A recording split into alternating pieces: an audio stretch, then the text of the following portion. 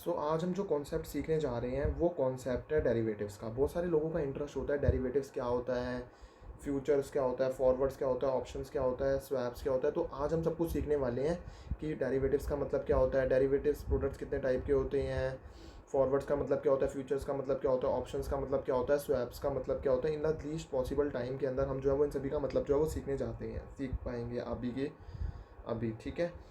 सबसे पहले जो है वो हमें समझने की ज़रूरत है कि डेरिवेटिव्स का मतलब क्या होता है। देखो, डेरिवेटिव जो है ना वो एक ऐसा कॉन्ट्रैक्ट होता है जहाँ पर दो पार्टीज जो है वो इन्वॉल्व होती हैं। एक होता है बायर और एक होता है सेलर। ठीक है, एक होता है बायर और एक होता है सेलर। जैसे एक एग्जांपल लेके चलते हैं। मैं हूँ, मुझे जो है वो इन्फोसिस का शेयर खरीदना है। मैं कौन, रामू। और मैं को जो है वो एक इन्फोसिस का शेयर खरीदना है। मैंने रैंडमली एक एग्जांपल ले लिया रामू का। एंड जो है वो मुझे जो है वो इन्फोसिस का शेयर खरीदना है, बट आज नहीं, मुझे कब खरीदना है, इसे 4 महीने बाद खरीदना है। तो मैं एक पार्टी के पास जाता हूँ। मैं यहाँ कहाँ गया, एक पार्टी के पास गया। उस पार्टी का मान लो जो है वो उसका नाम है बी है, नाम जो है वो उसका। ठीक है। मैं उससे क्या बोलता हूँ कि मुझे जो है 4 महीने के बाद जो है मुझे आपसे जो है वो शेयर ख़रीदना है। आप मुझे शेयर का प्राइस बता दो कि आप मुझे किस प्राइस पर जो है वो अपना शेयर दोगे। ठीक है। अब 4 महीने बाद तुम मुझे इन्फोसिस का शेयर जो है वो ये जो है वो क्या करेगा, ख़रीद लेगा, और ये जो है वो क्या करेगा, बेच देगा। ठीक है। सो मैंने सामने वाले के साथ में जो है वो क्या करा, मैंने रामू ने जो है वो कॉन्ट्रैक्ट किया कि मैं जो है वो आपसे इन्फोसिस का शेयर खरीद लूँगा 4 महीने बाद। कितने रुपए का खरीद लूँगा, 2000 रुपये का खरीद लूँगा। अब ये जो कॉन्ट्रैक्ट एंटर हुआ है ना, इस कॉन्ट्रैक्ट को डेरिवेटिव कॉन्ट्रैक्ट बोला जाता है। अब सवाल उठता है कि ये एक डेरिवेटिव कॉन्ट्रैक्ट है। ये एक डेरिवेटिव कॉन्ट्रैक्ट है बिकॉज यहाँ पर दो पार्टीज इन्वॉल्व हैं। एक ए और मतलब एक रामू और एक बी है। ठीक है। यहाँ पे दो पार्टीज इन्वॉल्व है, एक है बायर और एक है सेलर। वो बेचेगा एंड मैं जो है वो शेयर को क्या करूँगा, ख़रीद लूँगा। और यहाँ पर जो है वो एक अंडरलाइंग एसेट भी है। अंडरलाइंग एसेट जो है वो क्या होता है, मतलब जिस चीज़ के लिए कॉन्ट्रैक्ट किया जा रहा है उसे बोला जाता है अंडरलाइंग एसेट। यहाँ जो है वो किस चीज़ का कॉन्ट्रैक्ट जो है वो किया जा रहा है, यहाँ पर जो है वो इन्फोसिस के शेयर का जो है वो कॉन्ट्रैक्ट किया जा रहा है। ठीक है। अब इन्फोसिस के शेयर का जो है वो कॉन्ट्रैक्ट किया जा रहा है, जो कि इन्फोसिस का शेयर जो कि ख़रीदा और बेचा जाएगा। मैं जो है वो इसको इन्फोसिस के शेयर को ख़रीदूँगा एंड जो है सामने वाला इन्फोसिस के शेयर को जो है वो क्या करेगा, एक सर्टेन फ्यूचर डेट पर जो है वो क्या करेगा, बेच देगा। सर्टेन फ्यूचर डेट का मतलब क्या है यहाँ पर, कि जो है वो यहाँ पर हमारे एग्जाम्पल के अंदर है 4 महीने। एग्जैक्टली 4 महीने बाद जो है वो कोई डेट आएगी एंड उस डेट पर जो है वो क्या करा जाएगा, वो जो है वो रामू जो है वो बी से जो है वो क्या कर लेगा, शेयर जो है वो ख़रीद लेगा। अब एक बात बताओ, एक सर्टेन फ्यूचर प्राइस है यहाँ पर, जो कि हमारे एग्जाम्पल के अंदर कितनी है, 2000 रुपये है। सो जो डेरिवेटिव कॉन्ट्रैक्ट जो है वो बस क्या होता है, एक कागज़ का टुकड़ा होता है, एक पीस ऑफ पेपर होता है। इसके अलावा वो कुछ भी नहीं होता है। एक कागज़ का कॉन्ट्रैक्ट जो है वो किया जाता है, वो ही डेरिवेटिव कॉन्ट्रैक्ट होता है। यहाँ पर अंडरलाइंग एसेट होता है। अंडरलाइंग एसेट जो है वो यहाँ पर कुछ भी हो सकता है। यहाँ पर जो है वो, जहाँ पर जिस भी एसेट के लिए कॉन्ट्रैक्ट किया जा रहा है ना, जिसे भी ख़रीदा और बेचा जा रहा है, उसे जो है वो क्या बोला जाता है, अंडरलाइंग एसेट जो है वो बोला जाता है। अब जैसे जो है वो जो है वो अंडरलाइंग एसेट जो है वो इक्विटी भी हो सकता है, फॉरेन एक्सचेंज हो सकता है, कमोडिटी हो सकता है, या फिर कोई और अदर एसेट जैसे कि वीट, बाजरा, ये सारा का सारा कुछ भी जो है वो हो सकता है। Foreign exchange, foreign currency, stock index मतलब निफ्टी, सेंसेक्स, ये भी जो है वो हो सकता है। तो कुछ भी जो है वो हो सकता है यहाँ पर अंडरलाइंग एसेट।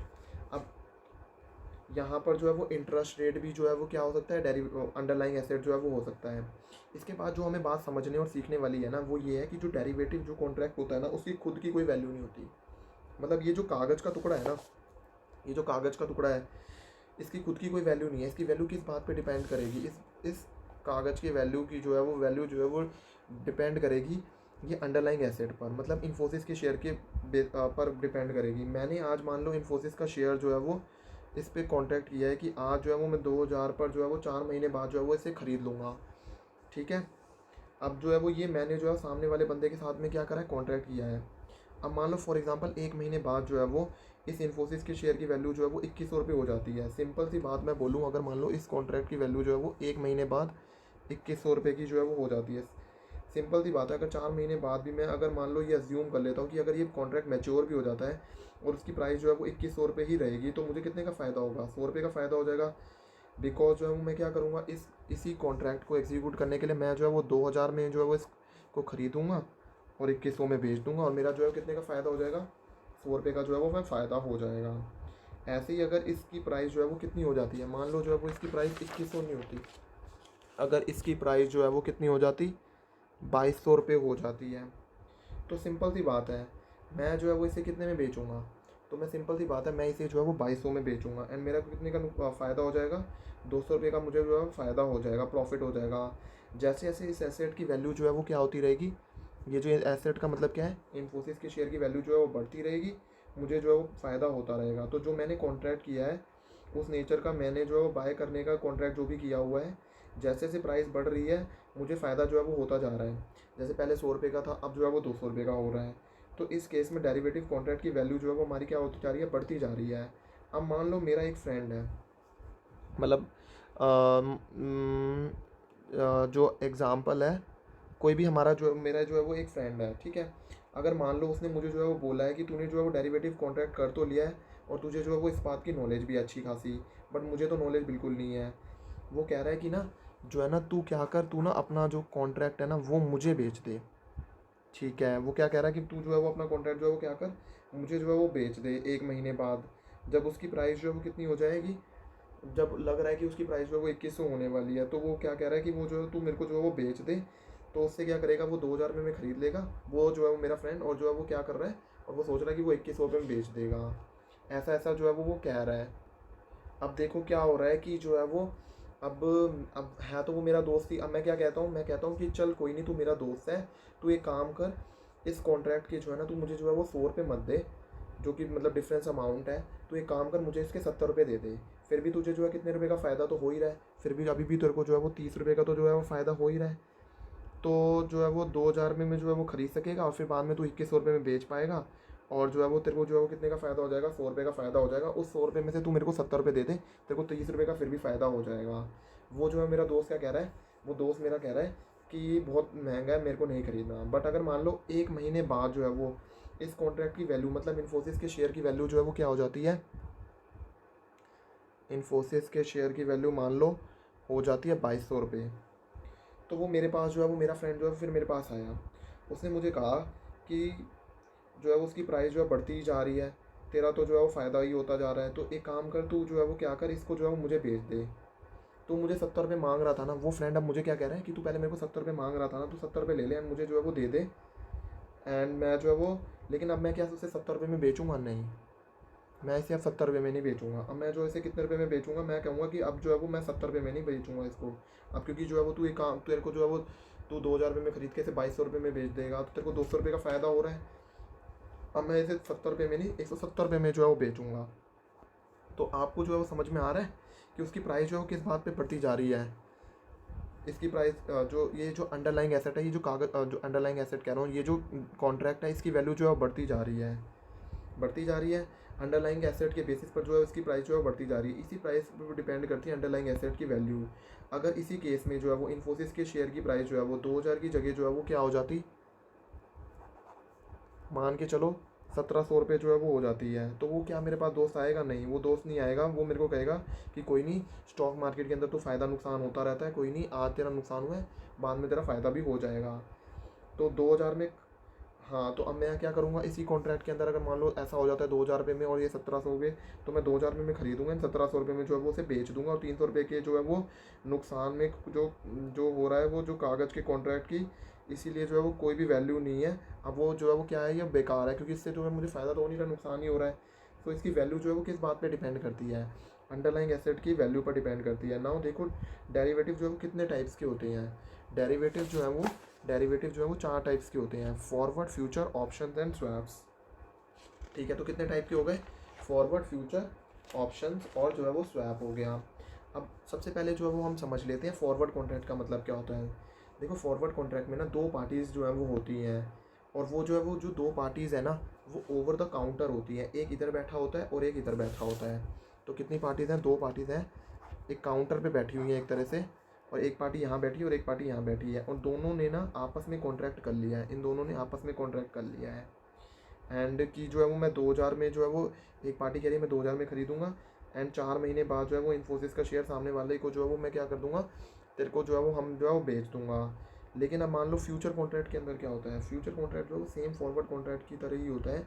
जैसा ही कॉन्ट्रैक्ट होता है, बट यहाँ पर जो है वो दो लोग होते हैं, वो वो किसी इंटरमीडियरी के पास चले जाते हैं। इंटरमीडियरी का मतलब क्या होता है, स्टॉक एक्सचेंज, मतलब जो है वो फ्यूचर कॉन्ट्रैक्ट के अंदर क्या होता है, स्टॉक एक्सचेंज के थ्रू यही जो काम होगा ना, ये ओवर द काउंटर नहीं होगा, ये जो है स्टॉक एक्सचेंज के थ्रू होता है फ्यूचर कॉन्ट्रैक्ट के अंदर, है ना। स्टॉक एक्सचेंज जो है वो रेगुलेट करता है फ्यूचर कॉन्ट्रैक्ट को। तो ये फॉरवर्ड कॉन्ट्रैक्ट तो आपको समझ में आ गया, ये ओवर द काउंटर होता है, लेकिन जो फ्यूचर कॉन्ट्रैक्ट्स होते हैं उसको कौन रेगुलेट करता है, स्टॉक एक्सचेंज जो है वो रेगुलेट करता है। अब ये जो है वो दोनों सीखने के बाद हमारे को जो है वो क्या सीखना है, ऑप्शन कॉन्ट्रैक्ट्स क्या होते हैं। देखो ऑप्शन में जो है वो चॉइस मिलती है कि जैसे मैंने कॉन्ट्रैक्ट किया इन्फोसिस के शेयर को जो है वो मैं 4 महीने बाद खरीदूंगा, 4 महीने बाद मार्केट में प्राइस कुछ भी हो फिर भी मुझे जो है वो 2,000 रुपये में खरीदना ही पड़ेगा। मतलब दोनों पार्टीज़ के पास ऑब्लिगेशन होती है कि जो है वो एक को खरीदना पड़ेगा और एक को जो है वो बेचना पड़ेगा फ्यूचर कॉन्ट्रैक्ट में। बट देखो ये दोनों चीज़ों में होती है, बट ऑप्शन कॉन्ट्रैक्ट में एक पार्टी के पास चॉइस होती है। फॉर एग्जांपल मैंने सोचा कि इन्फोसिस का शेयर खरीदने का कॉन्ट्रैक्ट जो है वो कर लेता हूँ और 4 महीने बाद जो है वो 2,000 का अगर जो है वो कॉन्ट्रैक्ट सोचिए एंड लेकिन फॉरवर्ड एंड फ्यूचर्स के अंदर क्या होता है, यहाँ पर जो है वो प्राइस जो है वो कुछ भी हो मुझे जो है वो ख़रीदना ही पड़ेगा। देखो अगर मान लो गलती से प्राइस जो है वो 2,000 की जो जगह जो है वो 1,700 भी हो जाता है ना, तब भी मुझे जो है उस कॉन्ट्रैक्ट को जो है वो ख़रीदना ही पड़ेगा। ये फॉरवर्ड एंड फ्यूचर्स के अंदर कंपलसरी होता है कि आपको जो है वो कॉन्ट्रैक्ट को एग्जीक्यूट करना ही पड़ता है, ठीक है। लेकिन जैसे ऑप्शन समझ लेते हैं। देखो ऑप्शन के अंदर क्या होता है, अगर मान लो ऐसा होता है तो मैंने सामने वाले को बोला है कि इसी कॉन्ट्रैक्ट के अंदर अगर ऐसा होता है कि मान लो मैंने सामने वाले बंदे को बोला कि अगर 4 महीने बाद अगर मैं जो है वो चाहूँ तो मैं आपसे इन्फोसिस का शेयर खरीद सकता हूँ, अगर मेरी इच्छा है तो, अदरवाइज़ नहीं। मैं अगर मेरी इच्छा होगी तो ही मैं खरीदूँगा, अगर नहीं होगी तो मैं नहीं खरीदूँगा। अगर मेरा मन हुआ तो मैं खरीदूँगा, अगर मेरा मन नहीं हुआ तो मैं जो है उसे नहीं खरीदूँगा। इट मीन्स अगर 4 महीने बाद जो है अगर इन्फोसिस की शेयर की प्राइस 2,100 होगी तो मैं उसे खरीदूँगा, लेकिन अगर मान लो उसी शेयर की प्राइस जो है वो 2,100 की जगह जो है 1,900 होती है तो मैं इसे नहीं खरीदूँगा, ठीक है। इसके लिए भी जो है वो एक कॉन्ट्रैक्ट जो है वो प्रोवाइड किया जाता है। वो कॉन्ट्रैक्ट कौन सा होता है, ऑप्शन कॉन्ट्रैक्ट होता है। वो भी स्टॉक एक्सचेंज के थ्रू ही जो है वो रेगुलेट किया जाता है। कहाँ से रेगुलेट करा जाता है, ये भी स्टॉक एक्सचेंज के थ्रू ही रेगुलेट करा जाता है। इसके बाद जो डेरिवेटिव कॉन्ट्रैक्ट का सेटलमेंट कैसे किया जाता है, दो तरीके होते हैं डेरिवेटिव कॉन्ट्रैक्ट को सेटलमेंट करने के। जैसे डेरिवेटिव का एग्जांपल जो हमने लिया था कि मैंने कहा था कि 4 महीने बाद जो है वो मैं इन्फोसिस का शेयर जो है वो 2,000 में ख़रीद लूँगा। 4 महीने बाद की डेट आ गई है, मार्केट में शेयर की वैल्यू जो है वो 2,200 हो गई है। मैं गया, मैंने सामने वाले पर्सन के पास जो है वो मैंने कहा कि अब जो है वो 2,000 रुपये में दे दें, एंड जो है वो सामने वाले ने जो है मुझे रोते रोते जो है उसको जो है वो कॉन्ट्रैक्ट को एग्जीक्यूट करना पड़ेगा और वो जो है वो मुझे जो है वो देगा और मेरा फ़ायदा हो जाएगा। फॉरवर्ड एंड फ्यूचर कॉन्ट्रैक्ट जो है मैंडेटरी होते हैं, ये तो हमने जो है पढ़ ही लिया है। लेकिन 2,000 में मैं खरीदूँगा एंड मार्केट में मैं क्या करूँगा, उसे जो है वो 2,200 रुपये में बेच दूँगा। प्रॉफिट कमा लिया मैंने, कितना प्रॉफिट कमा लिया कॉन्ट्रैक्ट से, 200 रुपये का कॉन्ट्रैक्ट जो 200 रुपये का जो है वो मैंने प्रॉफिट जो है वो कमा लिया। अब ये होता है फिज़िकल डिलीवरी, मीन्स जो हमने जो है वो कॉन्ट्रैक्ट किया है उससे हमने जो है वो फिज़िकली जो है वो क्या मैच्योर करा। मान लो मैंने जो है वो क्या करा, मैंने जो है वो उससे कहा कि देख एक काम कर, दूसरा तरीका भी है यहाँ पर जो है वो नेट कैश सेटलमेंट का। जैसे मान लो अब मुझे जो है वो जैसे मान लो अब क्या हुआ, अब जो है मार्केट में प्राइस जो है वो कितने रुपए की हो गई, 2,200 रुपये की हो गई, एंड मैंने जो है वो इस कॉन्ट्रैक्ट को जो है वो 2,000 रुपये में जो है वो मुझे जो है वो क्या करना पड़ेगा, ख़रीदना पड़ेगा। अब जो है वो 2,000 रुपये में जो है खरीदूँगा और 2,200 रुपये का जो है वो उसका जो है वो बेच दूँगा, तो क्या होगा, 200 रुपये मैंने जो है वो कमा लिया और सामने वाले बंदे को कितने का लॉस हुआ, 200 रुपये का जो है वो लॉस हो गया। सामने वाले बंदे को 200 रुपये का लॉस हुआ और मुझे 200 रुपये का फ़ायदा हुआ। कैसे जो है वो हुआ, उस पर्सन को मुझे जो है 2,000 रुपये में जो है वो बेचना पड़ेगा यही कॉन्ट्रैक्ट जो है वो, ठीक है। उसने जो है वो ख़रीदा भी होगा कहीं से, जहाँ से ख़रीदा होगा मार्केट से जो है वो, कहीं जैसे उसने मार्केट में से ही ख़रीदा होगा, उसने 2,200 रुपये का ख़रीद के मुझे जो है वो कितने रुपये में बेच दिया होगा, 2,000 रुपये में जो है वो बेच दिया होगा। अब जो है 2,200 में ख़रीदा है, जो उसने मुझे 2,000 रुपये में जो है वो बेचा, अगर जो है वो मैं जो है उसे कहूँ कि देख तेरे को जो है वो वैसे भी जो है वो क्या करना है, तेरे को जो है वो पहले ख़रीदना है फिर बेचना है, काम करते हैं ना सीधा सीधा, क्या करते हैं, तू मेरे को जो है ना सीधा सीधा जो है वो 200 रुपये दे दे, पहले तू जो है वो ख़रीदेगा, फिर जो है वो मैं जो है वो फिर मैं तेरे से ख़रीदूँगा, फिर मैं उसे बेचूँगा, इतना लंबा प्रोसेस जो है वो, इससे अच्छा है तू एक काम कर, तू मुझे जो है ना सीधा बेच दे, ठीक है। सिंपल सा रखते हैं और जो है वो डायरेक्टली जो है वो इसे जो है वो क्या बोला जाता है, नेट कैश सेटलमेंट बोला जाता है। मतलब क्या है, अंडरलाइंग एसेट को ख़रीदा बेचा नहीं, बस नेट कैश में जो है सेटलमेंट हो गई। मतलब यहाँ पर कोई अंडरलाइंग एसेट को ख़रीदा बेचा गया है नहीं, सीधा जो है वो नेट कैश के अंदर सेटलमेंट हो गई। मेजर सेटलमेंट जो है वो किसके अंदर होती है, नेट कैश के अंदर ही होती है, ठीक है। अब जो डेरिवेटिव कॉन्ट्रैक्ट में लोग जो है सिर्फ किस लिए जाते हैं, एक ही काम करने के लिए जाते हैं, वो होता है सट्टा लगाने के लिए। सट्टा मतलब कैसे लगाया जाता है, जैसे मान लो इन्फोसिस का शेयर की आज वैल्यू 1000 है, मान लो 2000 है, एंड मुझे लग रहा है कि 4 महीने बाद उसकी वैल्यू 2200 की हो जाएगी। एंड मान लो मेरे पास मेरा दोस्त बैठा हुआ है, वो जो है वो क्या कह रहा है कि जो है शेयर की वैल्यू जो है वो गिरेगी, और मैं क्या कह रहा हूँ कि मुझे जो है लग रहा है कि शेयर की प्राइस बढ़ेगी। उसे लग रहा है कि शेयर की प्राइस गिरेगी, एंड मुझे लग रहा है इस डेरिवेटिव कॉन्ट्रैक्ट में एंटर्ड हो जाते हैं और जो है वो देख लेते हैं कि बढ़ेगी या कम होगी। एंड हमने जो है वो एक कॉन्ट्रैक्ट में एंटर्ड करा, मैंने और मेरे दोस्त ने जो है वो एक कॉन्ट्रैक्ट के अंदर एंटर्ड करा, और जो है वो हमने कहा कि अगर प्राइस जो है वो बढ़ेगी तो जो है वो मैं जीता, और अगर प्राइस गिरेगी तो तू जीता। एंड हमने जो है वो बेस प्राइस जो है वो एक बेस प्राइस रख लिया कि एक 2000 रुपये बेस प्राइस है, अगर बढ़ी या कम हुई उसके हिसाब से जो है वो जो जीतेगा देखा जाएगा। एंड अगर मान लो 4 महीने बाद जो है वो इसकी प्राइस 2000 से जो है वो बढ़ के हो जाती है 2200 रुपये हो जाती है, आप समझ रहे हो। अगर इसकी प्राइस जो है 2000 से बढ़कर 2200 हो जाती है, मुझे कितने का फ़ायदा जो है वो हो जाएगा, मुझे 200 रुपये का फ़ायदा हो जाएगा, और उसको सामने वाले को कितना का नुकसान हो जाएगा, मेरे फ्रेंड को 200 का नुकसान हो जाएगा, क्योंकि मैंने जो है बढ़ने पे फ़ायदा वो लगाया था, उसने जो है वो गिरने पर लगाया था। एंड मान लो एंड मैंने जो है हाँ, तो यहाँ जो है वो हमने जो है वो बेस प्राइस क्या रखा था, 2000 का बेस प्राइस रखा था। 2000 में मैंने जो है वो तुझे शेयर जो है वो खरीद लूँगा, एंड बेसिकली यही सट्टा लगाने का जो है वो काम आ जाता है। अब ये तो हो गई बात कि फॉरवर्ड्स क्या होते हैं, फ्यूचर्स क्या होते हैं, ऑप्शन क्या होते हैं। ऑप्शन कॉन्ट्रैक्ट्स के अंदर दो पार्टीज जो है वो आ जाती हैं, एक होता है कॉल बायर, एक होता है यहाँ पर जो है वो एक कॉल ऑप्शन जो है वो कॉन्ट्रैक्ट होता है, और दूसरा होता है एक पुट ऑप्शन कॉन्ट्रैक्ट। और एक जो डेरिवेटिव प्रोडक्ट एक और आ जाता है वो होता है हमारे पास स्वैप्स का। देखो स्वैप्स क्या होता है, स्वैप्स जो है वो ऐसा एग्रीमेंट होता है दो पार्टीज़ के बीच में, जहाँ पर एग्रीमेंट करा जाता है कि कैश फ्लोज को जो है वो एक्सचेंज करा जाएगा एक प्री अरेंज फार्मूला के थ्रू। जैसे कि जो है वो अब कैसे बोला जाए, देखो जो है स्वैप्स होता है ना, एक एग्रीमेंट होता है जहाँ पर दो काउंटर पार्टीज़ होती हैं, दो काउंटर पार्टीज़ हैं, उन्होंने जो है वो क्या करा कि जो है वो इन्होंने कहा कि हम जो है वो फ्यूचर पेमेंट्स को जो है वो एक्सचेंज कर लेंगे based on some predetermined जो प्रिंसिपल अमाउंट है उसके बेसिस पर जो है वो क्या कर लिया जाएंगे, हम जो है वो इसको कॉन्ट्रैक्ट को एक्सचेंज कर लेंगे। ये एक तरह से ये होता है कि मतलब अपनी ऑब्लिगेशंस को एक्सचेंज वगैरह करने के लिए स्वैप्स जो है वो यूज़ करा जाता है। दो टाइप के जो है वो स्वैप्स होते हैं, एक तो होता है इंटरेस्ट रेट स्वैप्स और एक होता है करेंसी स्वैप्स होता है। देखो इंटरेस्ट रेट स्वैप्स क्या होता है, यहाँ पर हम only interest related cash flows को जो है वो क्या करते हैं, स्वैप करते हैं, जहाँ पर मतलब ओनली इंटरेस्ट के एलिमेंट को जो है वो हम स्वैप करने की कोशिश करते हैं। लेकिन करेंसी स्वैप के अंदर क्या होता है, स्वैपिंग जो है वो प्रिंसिपल की भी होती है और इंटरेस्ट की भी होती है, दोनों की चीज़ों की होती है, और जो कैश फ्लो जिस डायरेक्शन के अंदर जो है वो मूव कर रहे हैं other than the opposite direction. अब जैसे यहाँ पर जो है हमारे हमने क्या सीखा, डेरिवेटिव सीख लिया हमने, फॉरवर्ड फ्यूचर्स ऑप्शन स्वैप्स ये चारों टाइप के डेरिवेटिव प्रोडक्ट जो है वो सीख लिए। अगर आपको जो है वो और इंटरेस्ट है पूरी और इन डेप्थ नॉलेज जो है वो इनकी लेनी है, तो मैंने सेपरेट वीडियोस जो है वो बनाई हुई है फॉरवर्ड फ्यूचर्स ऑप्शंस और स्वैप्स की, वहाँ पर आप उन्हें रेफ़र करके जो है वो और ज़्यादा इन डेप्थ नॉलेज जो है वो ले सकते हो कि फॉरवर्ड्स की ऑप्शंस कॉन्ट्रैक्ट्स क्या होते हैं। सो आई होप आपको जो है वो मज़ा आया होगा ये सारी चीज़ें जो है वो सीखने के लिए। अगर आपको मज़ा आया है और आपको अच्छा लगा है तो आप जो है वीडियो को लाइक शेयर एंड सब्सक्राइब करना मत, और चैनल को सब्सक्राइब करना मत भूलना।